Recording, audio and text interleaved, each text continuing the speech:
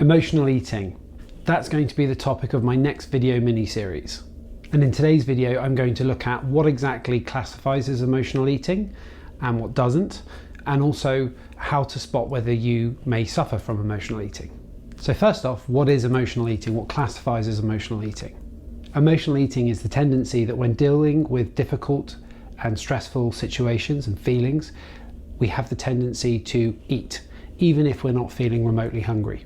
And if that wasn't bad enough, when we suffer from emotional eating, our tendency is to go towards high calorie, low nutrient density foods. So the unhealthy foods that we don't really want to be eating if we're trying to control our weight and be healthy. Those types of foods are often things that we refer to as comfort foods. So high carb foods like ice cream, pizza, French fries, potatoes, that kind of thing. So if we're struggling with stress, with boredom, with anxiety, with feelings of loneliness or sadness, and we have a craving to then go and eat, or this feeling of need to go and eat food when we're not hungry, that's a very strong sign that you might suffer from emotional eating.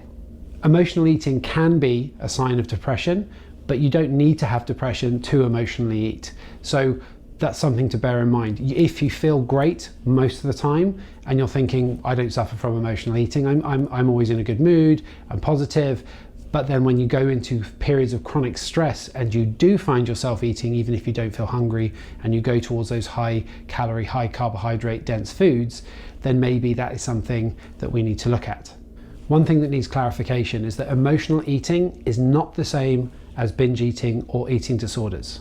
Eating disorders or binge eating, for example, is when we eat a vast amount of food. Emotional eating, we don't need to eat vast amounts of foods, it's just eating foods we don't need to eat when we're not hungry. So there is a difference. If you're binge eating and you're eating vast amounts of food, that is different to emotional eating. So in summary, emotional eating is when we seek comfort in foods even when we're not hungry.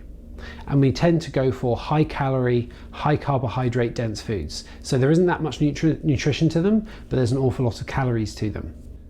Hopefully you found this video on emotional eating helpful and insightful. And if you think you might be someone who struggles with emotional eating and it's been something you've never really been able to get over or get through and make progress with your health and weight, then feel free to comment below or direct message me or email me, and I'll be more than happy to see if I can help.